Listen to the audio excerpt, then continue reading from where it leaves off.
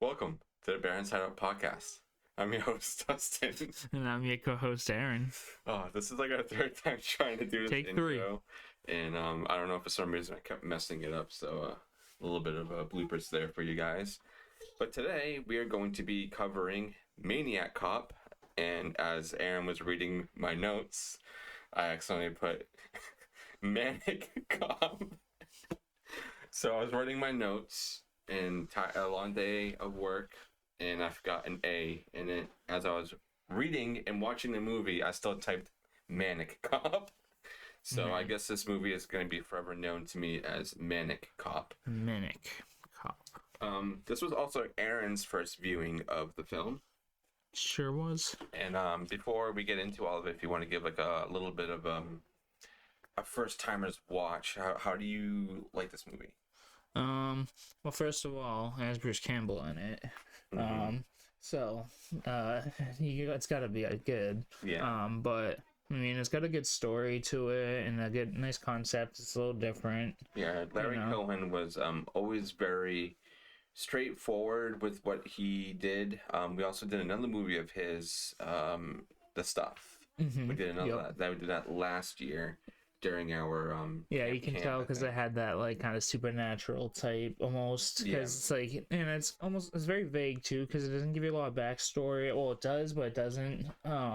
It's like, how did he become so strong, and like, what I mean, is he a zombie or what? That's another thing that Larry does. He puts like a lot of like social commentary and like political stuff in his films, and you can definitely see it in here. I mean, we're dealing with cops here. Oh yeah. And like you can see a lot of the satire. Yeah, and before we go into like all the other stuff, I just want to get some other stuff out of the way. I just wanted Aaron to kind of give a rundown of like his first time watch. But we have a couple of things that's kind of new that I want everybody to kind of pay attention to, that my fiance actually picked up on through her TikTok and stuff, so she carried it over to me. And as you can see, we have a bunch of stuff on our screen right now. This Twisted Allure, it's like they're pretty much like a self business, like they're one entity, it's like one person runs it all. And I've been using their products a lot. I need to get Aaron some because it is fucking great. And like, he just smelt all the stuff, and it's so high quality, it's ridiculous, and it's pretty cheap. It's all like vegan free, like not tested on animals, which we all love. Oh yeah. So I have a bunch of new stuff. We got this one that's called Gummy Bear Guts that I used today. It's really good. It is scented mango, lime, peach, and oranges. So it's kind of like a girly thing. I tried it out to see if I liked it. We have another one that she got, which is black coconut, which kind of just says it in itself. It's mahogany woods mixed with creamy coconut and warm vanilla. So that one I have not tried. I imagine it's probably like a feminine scent too. And then this one spray that I got that I'm obsessed with. It's off of their Christmas line that's called Evil Nutcracker, and it smells like graham crackers, vanilla frosting, and cream caramel. Aaron has sprayed some. It smells so good. It lasts all day too. And another really cool thing is every time you get something, they give you like free soaps and stuff, so you can like do trials and stuff. But that's just something I want to kind of Wait, that wasn't a gummy that you just gave me? Did you eat it? No. I hope not. Did it taste good?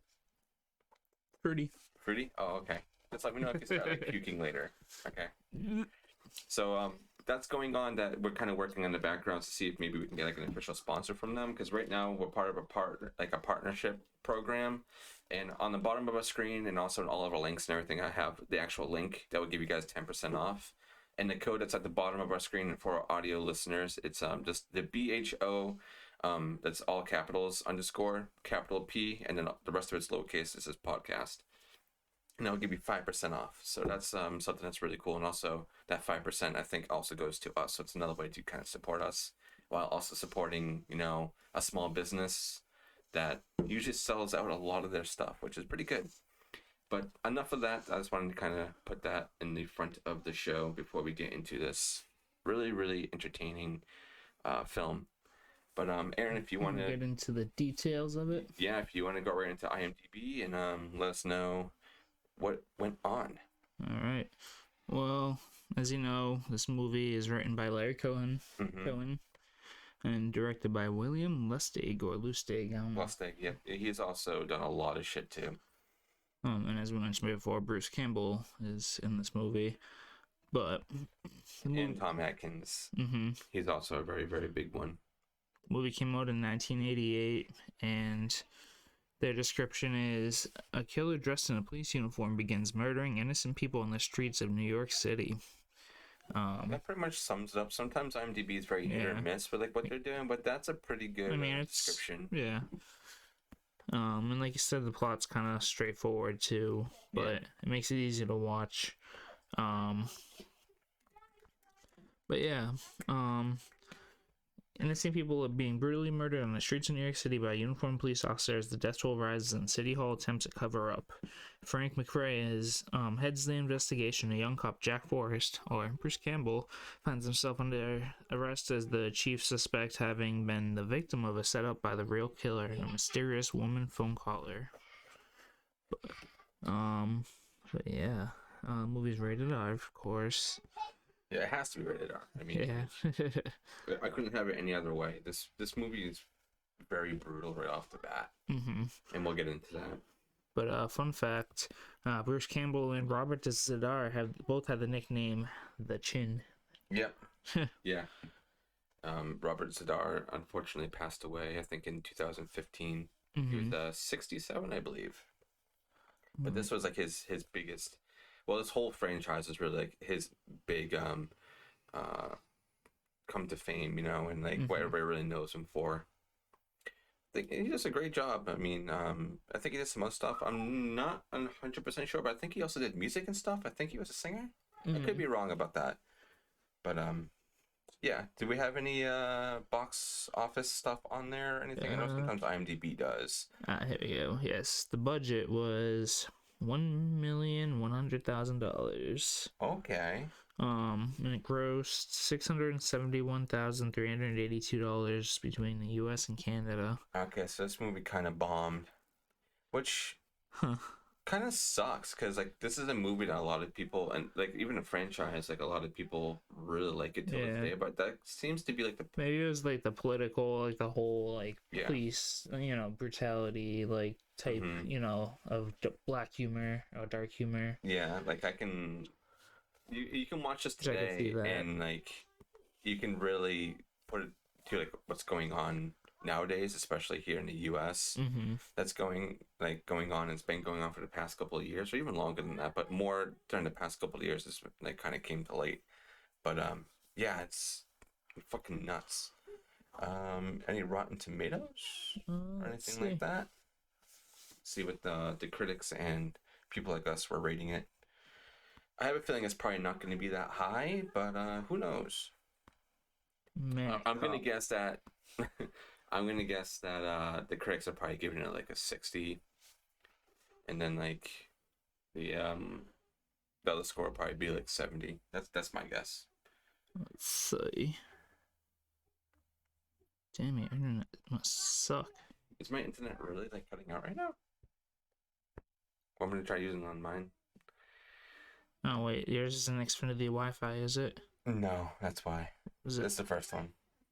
Oops. Technical difficulties. Hold on, I'm gonna get it up right now. Yeah. So, Maniac, not Manic.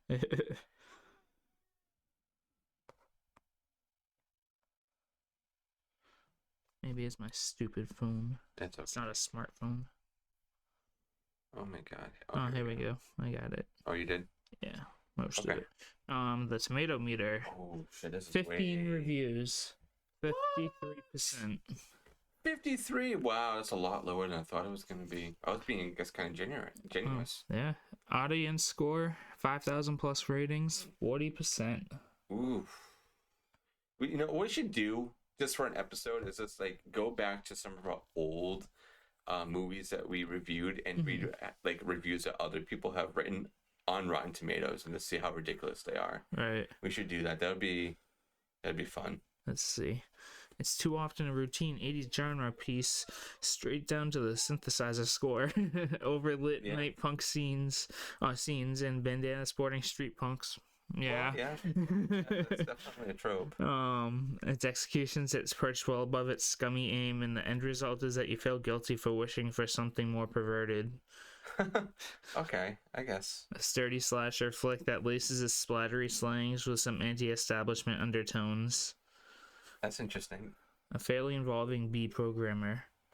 Doesn't get more royal on the B list than Bruce Campbell and Tommy Atkins. These guys are geek legends, and they deliver here in Maniac Cop. Oh, for sure. They definitely carry the whole movie. Like, I could see how it could rub some people the wrong way, and like I did, like, it was enjoyable to watch. It's easy to watch, but like, you know, I mean, I guess the concepts is a little not cheesy, but a little bit. But it's still a Larry Cohen film too. Yeah. Like, all of his movies are like this. But I like the like I said, the satire, and you know, and also unfortunately, I think it's a good representation of today. Honestly, yeah, definitely. And we lost Larry Cohen a couple years back too, which is super sad. Like, that's somebody I would have loved to have met at a convention or something. Like, one day I really want to meet Joe Dante. Now he does his own podcast, and he does like a lot of actually I don't even know if he goes to conventions anymore, but that's definitely one that I want to meet. Is Joe Dante and Mick Garris are like my top two that I really want to meet eventually. But I guess with further ado, we can jump right into Maniac Cop. Maniac Cop. Yeah, Maniac Cop. I can open up if you want, Aaron. Sounds good. So I actually really enjoy these opening scenes. We don't really get a lot of scenes like this in horror. Like sphere. It's more of like an action or like a drama of like someone like getting suited up, getting ready in the morning, shots, and stuff. We don't really get a lot of that in horror. The only way you would do or that, even anymore at all. Yeah, exactly. I'm trying to think. There was a couple of films. I think they were kind of like that in like the early 2000s that may have had like opening shots of this.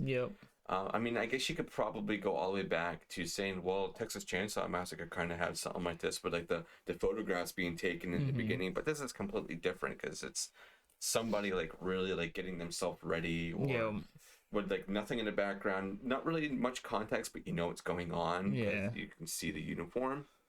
I really enjoy that, and I really enjoy the score in this too, like that whistle or whatever they're using. That's like throughout the whole movie is great.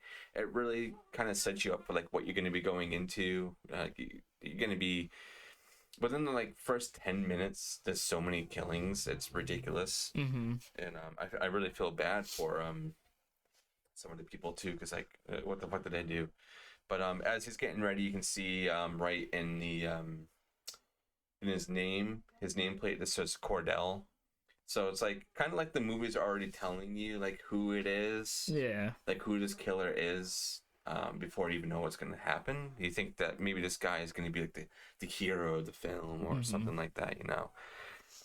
But yeah, then we cut to a woman leaving like a bar, and she's talking to some guys, and she's like, oh, I'm just gonna go home. So she decides to just go home. This is late at night. This is New York City, in a really scummy part of New York City.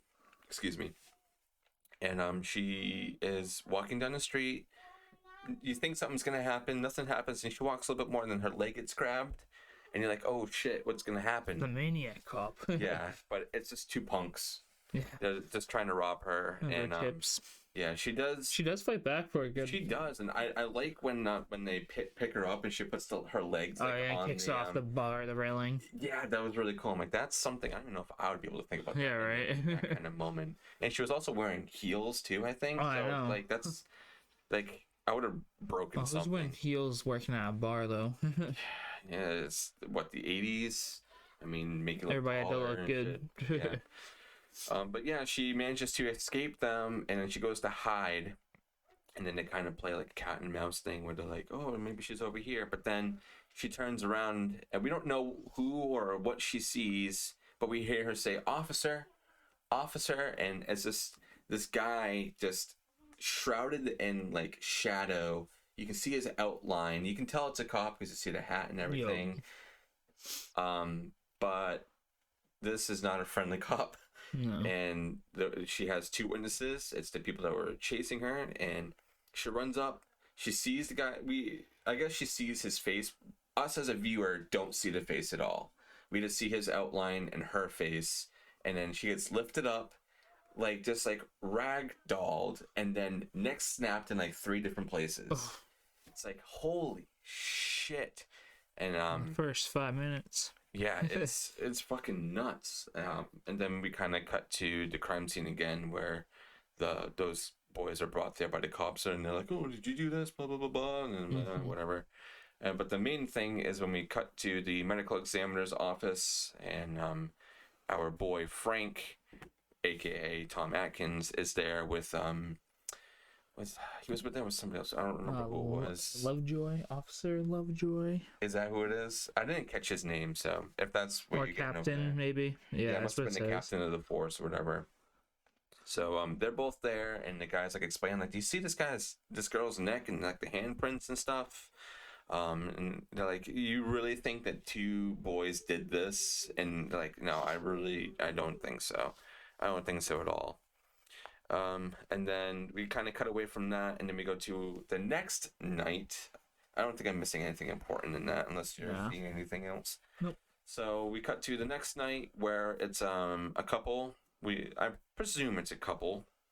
They're in a car, and they stop at they're driving, and then a red light just comes on, and they're like, hey, whoa, stop, and he's like, oh shit, okay, and then they're like sitting there.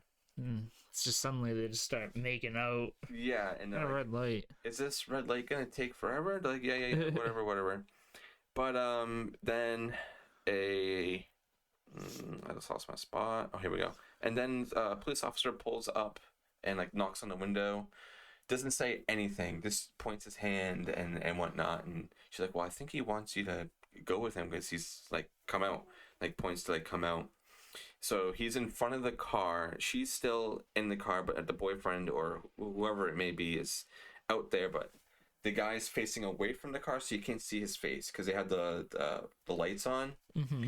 And so he orders the kid to stand in front of him. And we're like, why? I guess he doesn't want anybody to see his face or whatnot, whatever's going on.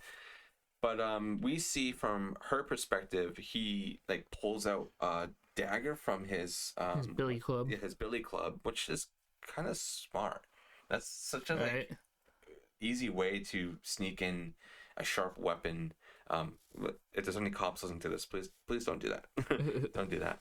But yeah, from his billy club, he takes that and he just like starts slicing at his face. Oh. And then he like chucks him at the car. And she's like, ah! And then she just drives away. And just leaves the body, just ditch it. I mean, I would honestly do the same thing if I knew the guy was dead. Yeah. You know. But I was also thinking, like, she's swerving because there's blood and the windshield is cracked the fuck. And I love how she turned the wipers on, too. Yeah, and she's, like, driving away. I'm expecting her to get, like, crash into something, but nothing ever happens. Yeah, it just cuts to the next day. Yeah. So, yeah, it's fucking weird, so. But... Then we, and then we cut to the next morning. Yeah, go ahead. If you want to take it away from here, you can. Yep. And Frank goes to go see the police commissioner, Pike, who's portrayed by Richard Roundtree.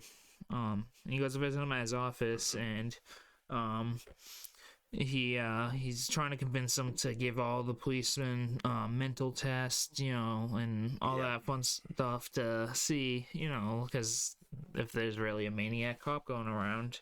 I mean, like, honestly, like, these killings and people are saying it's a cop. That's it only makes sense if you ask me. But the fucking guy's like, no. Yeah, but I get literally. Like, yeah. I guess it's there's a lot of point of views around it, but like, I think it would make sense. But let's put it in our real world right here. Say you knew somebody or you witnessed someone get killed by a cop. Okay. Oh yeah. But you're hearing stories all week about at night people are being slaughtered by a cop.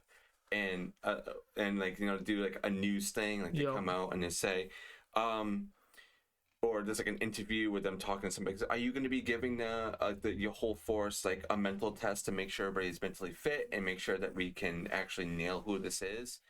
And then the police captain or whoever is just like, no. Yeah, I'm gonna be suspicious immediately. Like, wouldn't you just be like, what the fuck? Yeah, because I'm gonna assume they're hiding something immediately. Yeah, exactly. It's like, why would you deny that? You got to think of your community's like well-being, and like how other people are going to, perceive that and stuff. But definitely give them a fucking mental test. I mean, obviously, this is someone from in the forest telling someone from in the forest to do a mental test. This wasn't like an interviewer or whatever doing it. But yeah, I think it's kind of bogus. But anyway, yeah, he's at the police commissioner's office, and he's trying to get him to take mental tests, and then he tells Frank to keep it within the force, and keep it quiet about all these killings, and basically blackmailed him by saying, bringing up the fact that he tried to shoot himself a few years back, which is fucked up.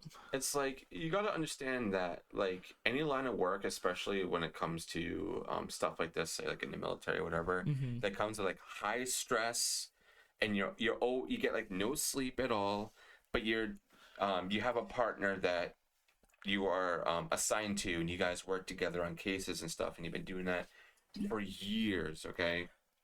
But then your partner dies, and then obviously you're going through more depression, probably more than usual, on top of everything else that you're having to deal with.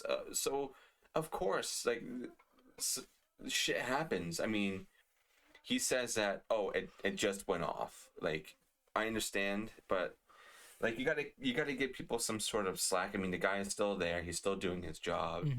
Did you ever go and check on the guy? That's another thing. It's like, did you check on him? Did you make sure he was okay during this time? Yep. Did you offer him help, or you just being an asshole? Yeah.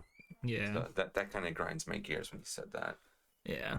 But so then we end up cutting to that evening later, the same day. Yeah. And a man who's walking alone on the street ends up some random fucking dude. Yeah, he's just walking down the street and ends up coming across the Maniac Cop, who ends up slamming him up against a car and handcuffing him, before disabling him. And he's like fucking running around. Yeah, he's trying to run with while he's handcuffed, and ends up tripping and falling in some cement. And then like wet cement. Which, why are they having cement drying like in the middle of it? Like, who's doing cement work that late? That's still also there wet. was no like cones or any like caution tape anywhere. Just a wet patch of cement. It's like somebody who was living there decided to dig up the sidewalk and then redo it in the middle of the night. I'm gonna take this into my own hands. Yeah. Oh my god. But anyway, the cop inevitably catches up with him and shoves his face in the wet cement to suffocate him. That sucks. And then we got to the morning after, right? Where they are jackhammering him out of the dried cement. And there's a guy that's laying there in the fucking cement. There's also a quote before this when I wanted to say that I forgot, was when Frank was talking to the commissioner says to him, "You don't smile very much," and then Frank is just like, being an asshole and just like smiles. I like that. There's a lot of really good quotes in this. But yeah, that poor motherfucker who just got his face like shoved into cement, breathing that stuff in. Oh, I know, and now, having it hardened. Oh, what a way to die. Right. But anyways, after the story gets out about this Maniac Cop, for that they're saying responsible for the past couple of murders. People all over New York, they're panicking and afraid of cops. I don't blame them. And so we end up going into a part of New York where a woman's having trouble with her car, and a policeman ends up pulling up behind her and gets out. He knocks on her door. This bitch starts freaking out. She's like, "You're not gonna get me! You're not gonna get me!" Pulls a handgun out of her purse without even rolling her window down, shoots through the window, and shoots this poor young cop right through the forehead.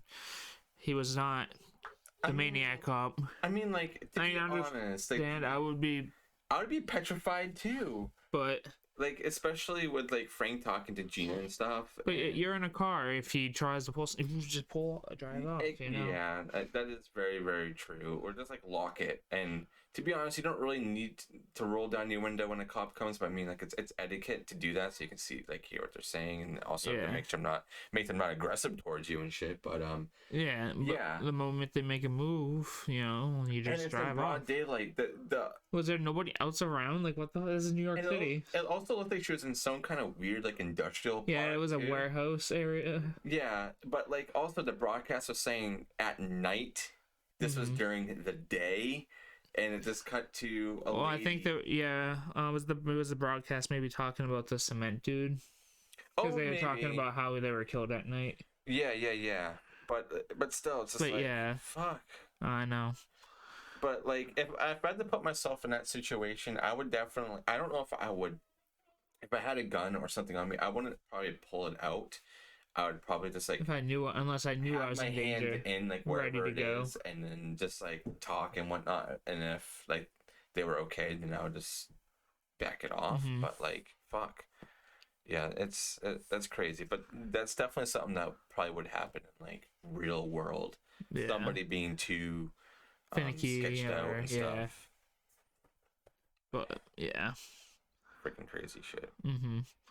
But anyways, while this is all happening, Jack Forrest, he's getting ready, putting on his police uniform. He's getting ready, and his wife Ellen are fighting about his job and the fact that he works nights all the time, and that he doesn't spend time with her. And then that she's afraid that he's gonna hurt her and she's like, what did she say? She says it's like that she's afraid that he might hurt her in his sleep. Yeah, it's like, it's not typical of me to be, or it's like not right for me to be afraid of my husband, but I am, or something along the lines like that. Yeah, and I'm not sure why. But and also him going off like, well, you had a therapist, but also he's kind of being an ass. Yeah, like, this is Bruce Campbell being a fucking asshole. Like, legit. Like, she's trying to talk to you and just, like, rubbing it off like, well, I go to work every day. You had a therapist. You could have told her. Oh, why didn't you tell her that you were afraid of your husband and you don't know why? Or, like, when he's leaving, she's like, be safe, or something. He says, you're just like, you tell me that every night. It's like, it's because she cares about you, and you're just, like, being an asshole. You guys are married. I mean, I guess he was also going through therapy, what they were going through together, because he says later on couples therapy, but, like, still, like, holy fuck, man. Right. Like, this is, what a role for him to take. I know. I like it, though. He does it well. He plays an asshole very well. But I can take it from here for a little bit if you want. Okay. So yeah, he leaves, and then she gets a phone call of a woman talking to her. It's like, oh, he's leaving again. Oh, well, he's leaving at night, so he has to be the killer. He's the killer. He's out every night, and then his Jack's wife is like now having second guess. So she gets dressed. She takes the gun that they said that she had, and then she follows Jack to, like, this motel. And I mean, like, that's, if I was her and I saw that, I would be like, automatically, like, obviously he's cheating. Yeah. I mean, I think she kind of already knew that, but she goes to the front desk. This is another thing. This would not happen if you go to the front desk and be like, I need a key to that door. Oh, yeah, right. Oh, here you go. Like, I need a key to that door. And he's like, oh. At first, you think she's going into the room next to them, because I thought maybe she was renting a room. Yeah. Or whatever, to get to the next door to see what's going on. But as soon as she gets to the door, you already hear them fucking. Yeah. You hear them. So she's, like, walking around, like, nothing's, like something's happening, but she's like, oh, what could be happening? It's like, you can fucking hear it. So she goes into the next room, and then he's like, oh, you weren't supposed to find out like this, or whatever the fuck he says. It's like, why did you follow me? And then we find out that who he's sleeping with is another police officer, Teresa, which we get to know a lot more later on. So they kind of, like, have her leave, and she leaves, and she's all, like, obviously upset. I would be too. She knocks over a lamp, And she's going home, and we're like, oh, okay, I guess nothing else is gonna happen. Nope, she gets fucking grabbed, snatched up, like literally kidnapped. And then we cut to the next day with a maid, a housekeeper. Yeah, housekeeper who's knocking on the door. Housekeeping, blah blah blah. Opens up the door. Anybody here? And she sees like the lamps. Like, oh, you must have had a wild party. A wild party last night. What other mess did he make? Yeah. So she's just walking around. Nothing else is really destroyed. And she goes in the next room, and you get the. And we see that his wife has been brutally slit at the neck. Oh, like a Chelsea smile. Like. Yeah, it's crazy. But the effects. Another thing I have to say is that the effects when they're used in this movie, because it's not like a lot of like bloodshed and stuff or like gory bits, but when it's shown on screen, it's very very good. Yeah. But yeah, it just fucking sucks. And now Jack is I think at this point he's like they're doing like some sort of talk or something in like a room. I don't know. Yeah, if it's he's a at meeting. home. Oh yeah. So after at the station, I don't know, maybe a briefing of some sort. Oh yeah. But then the what Ripley, I think his name is. Yep, he comes like barging in. He's like, I need to see you, Jack. Yeah. So they go over and he starts asking him questions, and Jack's like, what's going on? Ripley's like, well, I got to tell you about your wife. He's like, oh, I thought she just went home last night. So he's like, your wife was murdered last night at a motel room. And he's like, well, what? He's like, what? I thought she went home last night right after. He's like, so you admit to being there. He's like, before we do anything else, man, I need to read you your rights. And now Jack is in custody. Or custody, yeah. And if you want to take it away for a little bit, Aaron. Yeah. By all means. All right. Yeah, so Jack ends up admitting to being at the motel. Big mistake. Yeah.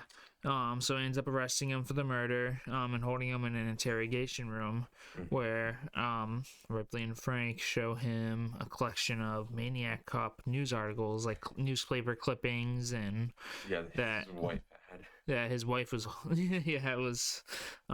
keeping, and they read a page to him from her diary saying that she thinks Jack is the killer.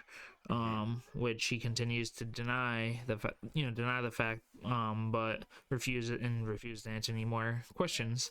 So, his lawyer comes barging in, like minutes later, and then, sorry, I lost my breath for a second. His lawyer's kind of an asshole. Yeah. Because at first he's just like, oh, you should just admit to it, but say that you don't remember doing the murders. It's like, what kind of fucking lawyer is this for a cop? Like, you're just gonna like blatantly just pick you out to say you did it. Yep. What an asshole. But then Jack ends up telling him he has a witness who was with him when she was murdered, but he wants to keep her out of it. So he tells him that so Frank tells Captain Ripley that he doesn't think that Jack is the Maniac Cop, but he believes that Jack is protecting somebody. Yeah, it's being set up or whatever. But the slimeball Ripley refuses to accept this, and tells Frank that he plots to charge Jack with all the killings. Oh, there's another really good quote here too at the end of it. It's, fucking am a cop. Who the fuck are you? It's like, I'm a fucking cop. But then Frank goes to visit Jack at his cell, where he ends up admitting that he was with Theresa Mallory, who was the lady cop. Yeah. But meanwhile, Theresa, she's revealed to be a vice cop, and is posing undercover as a prostitute, where she ends up getting attacked by the Maniac Cop. Yeah, like this scene, I really do enjoy. I'm also really confused as to how fucking Frank. I mean, I guess they must post like which area that they're at that night. I would imagine. So like, so if there is something going on, so she calls back up. They know what they are. Oh yeah, they definitely have something. But chart. Yeah, he shows up there so fucking fast. And why would she go down being a cop? Why the fuck is she going down an alley? Unless her car was right there, but I didn't see any cars. Yeah. She's going down this dark ass alley. Just walk along the street. Unless you're really trying to like. Oh well, she was because she was following that chick, right? Oh no, that was later on. Frank's following. Yeah, that's right. So yeah, she gets approached by our maniac cop. Yep. And she's trying to say like, hey, like I'm one of you. I'm on duty tonight. Let me show you your badge. She shows him the badge, and she starts freaking out. And then she gets grabbed. But then I think Frank hears the screams, or maybe she's gunshots. Shot. Yeah, because she takes out the gun, and then he comes around, and they literally unload on this motherfucker. And she's like, I shot him like twice in the head. Yep. And this guy is still alive. Like, that is scary as shit. Because as a viewer, you're probably thinking, oh, he's just using a bulletproof vest. But you see him getting shot in the face, and he's still completely fine. Like, that's scary. But so then he gets away, and they end up going to a local bar. Yeah. To talk about what's going on with Jack, and Theresa says that the only person she told about her and Jack was Sally Nolan, who was a crippled middle-aged policewoman who works in the clerical room at the department. So Frank ends up going to visit her. And kind of like sweet talk her to kind of get to know her, to get more information from her. Being the detective that he is. Yeah. But yeah, so he goes there to talk to her, where he ends up telling her about Teresa being attacked because she was a mutual friend of the two. So she was like, oh, that's a shame, but he's okay, she's okay, blah blah blah. You can also you can immediately tell there's something off with her, because like she doesn't so look at him at all either, and she's kind of very blunt and straight to the point. Like off the bat, I don't like her. Yeah, but so later Frank ends up following Teresa in his car to a local pier. Sally, sorry. That's not good. There's a lot of girls. Yeah. Where she ends up where he watches her talk to an unknown figure. Yeah, I think at this point he says Matt. So now Matt, who she refers to as Matt or Matt Cordell. But anyway, so I'm sorry, I lost my spot. But yeah, so she tells him about Jack being arrested, and that he needs to stop killing, that Jack will be blamed and he'll get arrested and charged for all the killings. And then once they let that guard down, that they'll attack the mayor and the commissioner, which is the plan all along. Yeah. But nobody which obviously nobody believes Frank, but anyways, but yeah, the mayor and the commissioner were responsible for Matt going to jail in the first place. Yeah. So he's out for, this is a revenge story. Yeah, literally, but taken upon people that don't deserve really it, have nothing, that are completely outside of anything that happened. It's it's just working in his favor, just in a very bad way. Yeah. For other people. I feel bad for everybody involved. People being killed for no reason. Like that random guy, like, I'm just gonna kill you with cement. Yeah, right. What the fuck did that guy do? So yeah, she tries to convince him though to, stop killing and all that, but so then Frank's watching them and ends up knocking some wood over. She opens fire, starts shooting at him. She's like, who's there? And then a perfectly timed cat comes by and meows, and he ends up escaping. She's like, oh, I guess I'm just panicking, and the maniac cop vanished. Yeah, at this point you think, oh, it's a chase. Yeah, right. No chase. He just hides. But, so he ends up driving away, and going to see Clancy in the records department. This guy. So he ends up going and reading some old newspaper clippings about a police named Matt Cordell, who was thrown into prison for violation of people's rights. So Clancy told Frank that he has been dead for over 10 years. He's been known to be trigger happy, and that his girlfriend was Sally Noland. That she had committed or attempted to commit suicide by jumping out of a window, therefore crippling herself. That's awful, right? But like we even we get to know a little bit later on that like a lot of stuff that Clancy was saying wasn't actually anything that happened, that he was just kind of forced into that because the higher ups and everybody didn't like him.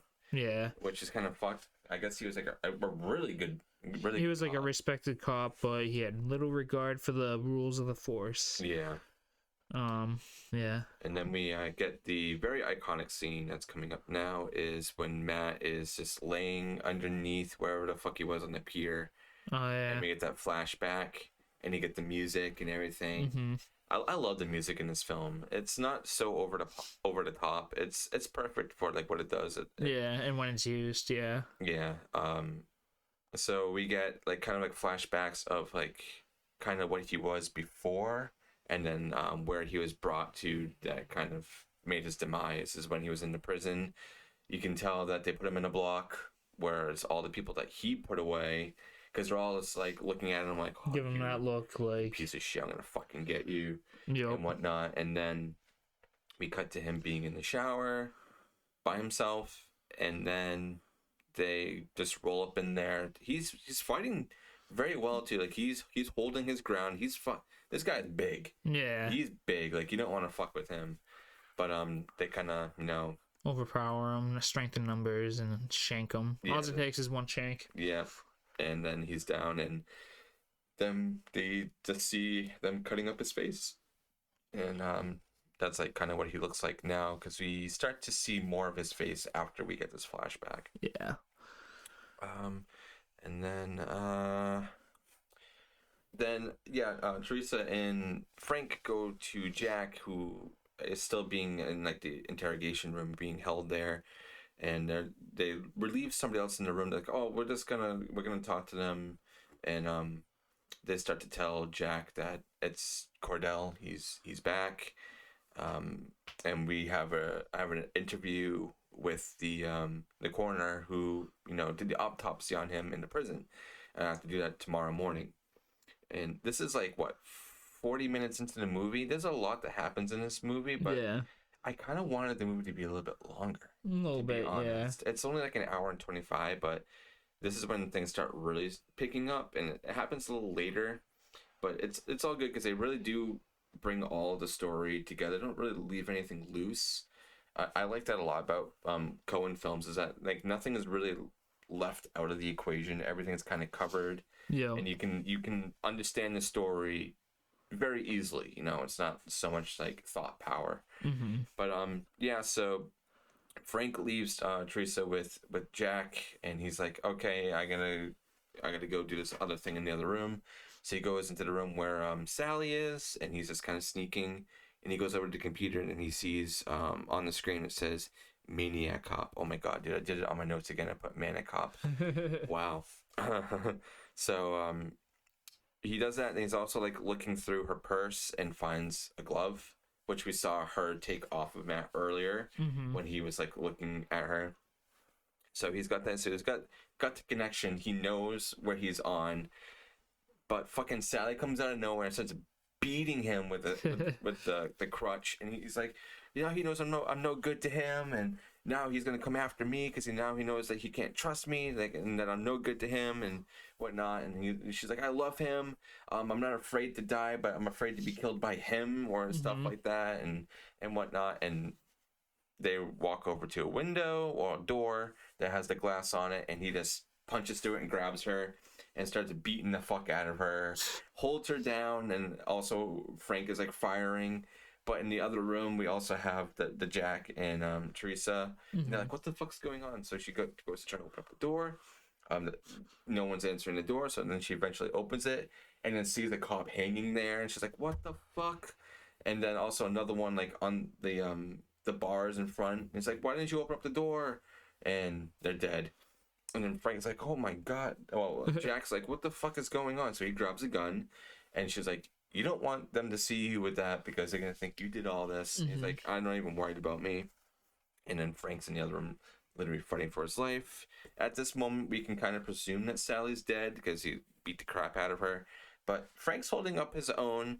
And then we cut back to Jack and Teresa, and Jack's like, who'd you come with? And whatnot. He's like, well, I was with Frank. And he's like, okay, just go to his car, just stay there, and I'll come out with Frank, and we'll get all this over with.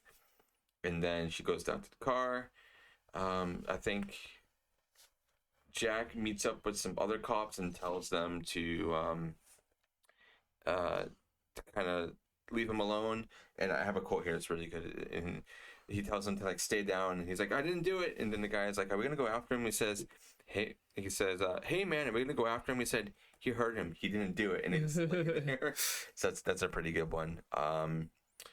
So I think that's like after the fact. But before that, we get Frank being thrown out a window. Yep. And lands on the fucking car. Oof. Awful. And then I guess Matt just escapes and doesn't bump into anybody at all. Right.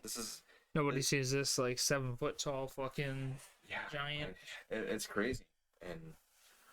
And I think going around killing people. The next day, like nothing happened. They just head over to the prison, and then they start talking to the medical examiner there, and then we find out that the guy knew all along that he wasn't dead, but Sally convinced him to let him go because he thought that he had brain damage and like he couldn't do anything. He was like literally brain dead.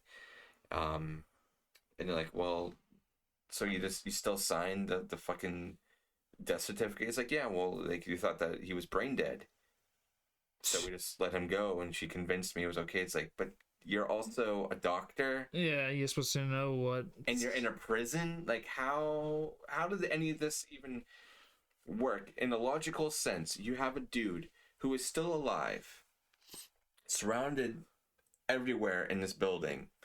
How were you able to transport him out? Unless you said that he was dead and just put him in a casket and just fucking handed it to her. I'm guessing it's maybe what happened like outside of the prison. Yeah, it's crazy. So yeah, we get like a flashback of him like examining him and sees that he still has a heartbeat, but he like puts his hand into a fist and he's like giving him like CPR, but not really CPR. He's just like pounding on the chest, and you hear the heartbeat going more and more. But yeah, it's just like, dude, you're awful at your job. Like I don't know how you could have let that slide. And I mean, I understand like his reasoning because it's like they would have just put him back in there where he would have actually fucking died. Yeah. But bringing him outside and kind of I guess letting him have sort of a life, even though he's quote unquote brain dead, but he's also like super fucking strong and is killing everybody right now. is crazy. Yeah. Yeah, go ahead if you want. I don't even know where I am.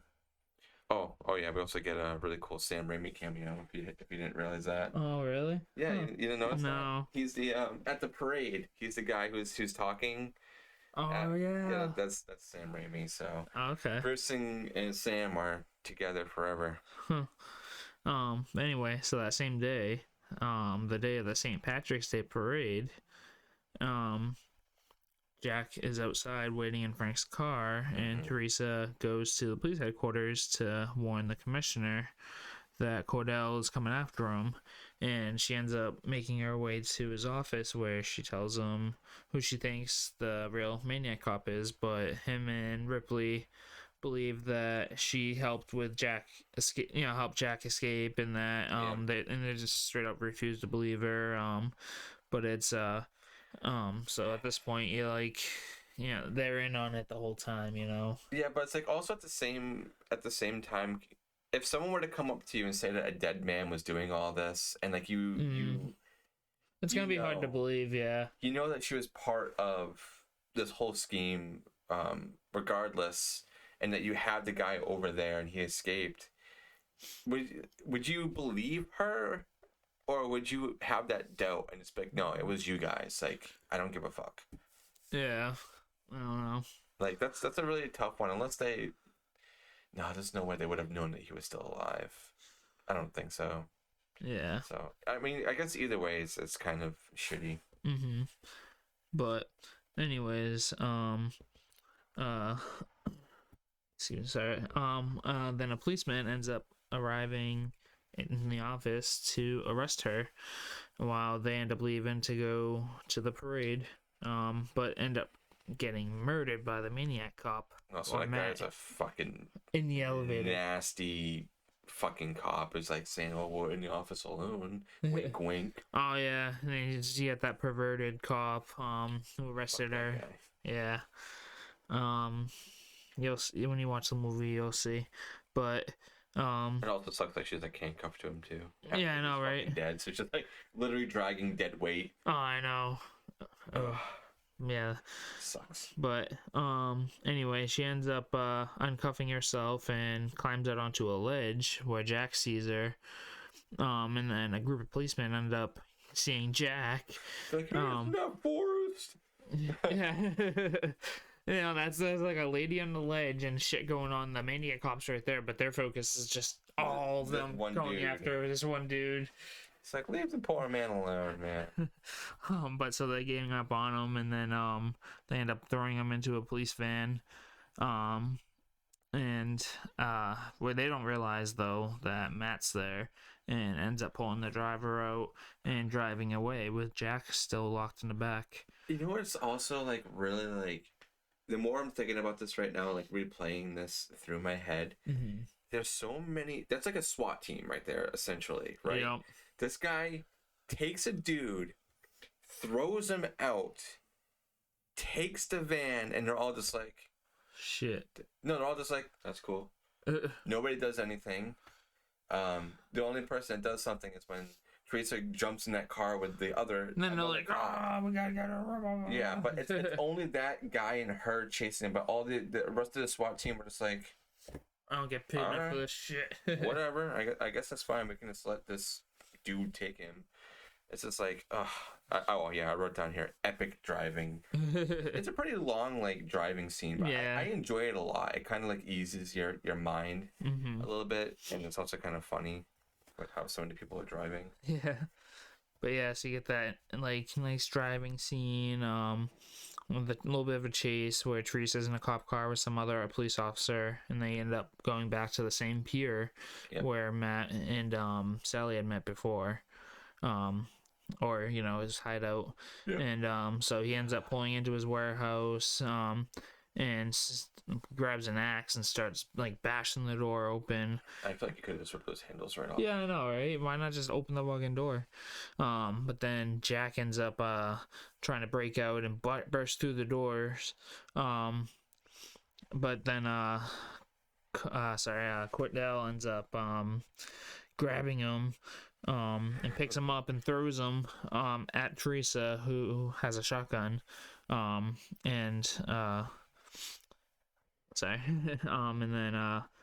he ends up after they're both on the ground, he picks up a shotgun and ends up shooting the other cop as he's running in.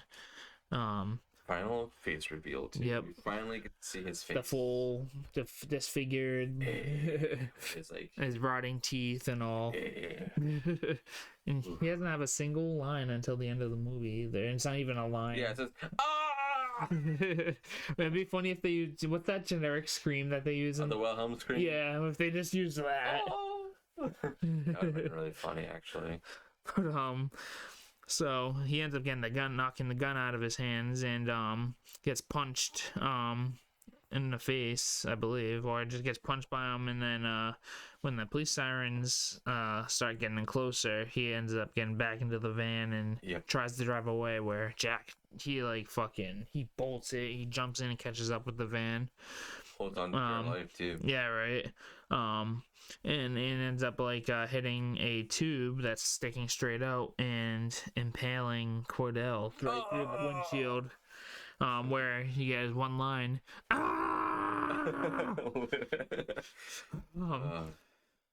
But anyway, the truck with Cordell and Jack ends up flying off the end of the dock and crashing into the water.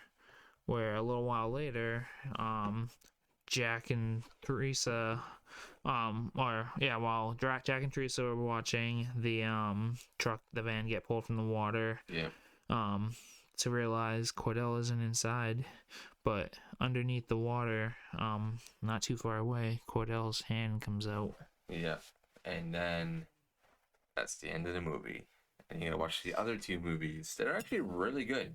This is a franchise that kind of just gets better as the movies go on. Yeah. I mean, I'm a sucker for the first in every franchise or series or whatever it may be, because I honestly think that they're always the best. But this is kind of an exception where I think the sequel, the third maybe not as much, but I think the sequel definitely kind of outdoes this one. Yeah. Just because the story, I feel like it's kind of the same thing, but not really. There's a lot more twists. The actors are in it are really good. Bruce Campbell's in it as well, so he kind of carries over. Yeah. But the third movie, you could probably skip. But if you want to be a completionist, you can watch the third one. And they're all on Shudder, by the way. So if you wanted to watch this and you don't have Shudder, go get Shudder. It's $6.99 a month for a shit ton of horror. And they're always updating, and Joe Bob's on there, which he also did, I think, a special on this. Mm-hmm. So if you wanted to watch it again with even more information, yeah, Joe Bob's the guy to go to. Go watch Joe Bob, because I mean, that man, the way he does research and everything, and all the ins and outs that he has with all his people in the industry, it's something Aaron and I could never fucking top. Yeah, but we try our best. We really do. We use all of our tools and do as much as we can, but also at the end of the day, it's kind of just our opinion on everything. I love this movie. Yeah, no, it's super fun. It is cheesy. It's an 80s cheese slasher. I guess you can kind of do a whodunit, maybe, because you don't really know, but you do know. Yeah. It's the people in the movie who don't know, but us as the viewer do know, so it's kind of like a whodunit for the people in the movie. Yeah. It's a very kind of shut off your brain in this watch movie. Yeah. So if you like those kinds of movies and you're just having a low night and you just wanna just relax and just watch grab some ice cream or some shit and just watch a movie, it's not really scary. It does have its moments where it's gory. It can be kind of scary. The music can kind of entice some fear into you. But yeah, I love this film. I would have to give this. I'm a sucker for Larry Cohen films. I'm gonna give this an 8 out of 10. And also the cast is just super good. Everybody in it does an amazing job. Teresa, I mean, her scream at some points, I'm just yeah, I don't know, but it definitely works for what's going on and to make it feel more realistic. But what about you, Aaron? It's a good, straightforward movie. With a fun plot. It's very relatable cast. to this day. I feel like this is a movie that, regardless of time, I think it's always going to be something that someone can relate to. It's not really a positive thing, but it is, the unfortunate truth of life and shit. So yeah, but it's got some good dark comedy and influences in it and some satire. But I'll probably give it an 8 out of 10 too. 8 out of 10? All right. 8. We're both doing an 8 out of 10 blood splatters. All right. That's really good. I wasn't expecting you to give it such a higher ranking. I was expecting to give it like a 7 or something, but yeah, okay. It definitely deserves it. I mean, like we said, like Bruce and Tom, they literally like carry this whole movie. Like honestly, if it didn't have them, I probably wouldn't have rated this quite as high. But like, you know, and also getting a Sam Raimi cameo. Like, I mean, come on, it's great. They should have had Sam get killed. Or they should have just had him come in as like a deadite or something. Like, and just had like Bruce kill him. But we get some funny like Bruce Campbell isms at the end, with like his stuff getting like, thrown around like his face. Yep. Yeah, he's great. It's a great film. The chin. Yeah. So I think that's probably it for this episode. Yeah. So this was originally supposed to be out earlier this week, but considering the snowstorm that we had, we had to postpone it. So sorry for the very, very late episode, but we're not going to miss a week, I promise, guys. It's just sometimes life happens, and we kind of have to schedule accordingly. And there might be slight delays, but... Yeah. But next episode, we are doing... My Bloody Valentine. Just in time for Valentine's Day. And then... So romantic. After that, next weekend, the 12th, we are going to be having another special guest on that you guys have seen before, and I am super excited to have him back on a show. And I'm also doing another podcast with him, is Dean of the Dead. Woo! I can't wait to have Dean on. And also, he's coming to the States, guys. Aaron and I are going to meet this beautiful human in person in April of this year. I am so excited. Take him around, show him Salem. Yeah, we're gonna give him everything that he needs to be welcome to the United States, because he's never been here before. This is his first time coming to the U.S. So I'm gonna be getting him a gift basket and whatnot. So I can't wait to meet him. But yeah, I think that's about it for this episode. Is there any last remarks or anything you want to add, Aaron? No, I don't think so. All right. Well, this was the Baron's Hideout Podcast. I was your host, Dustin. And I was your co-host, Aaron. And we will see you guys next time. Please check out Twisted Allure. Use our code. Use our code. If you use the link. Win. Yeah. If you use the link that we also have in it, it'll give you an additional 10% off. So, I mean, you'll get a total of 15% off if you use our code and the link. So, be sure to do that. Goodbye. All right. Have a good one, guys.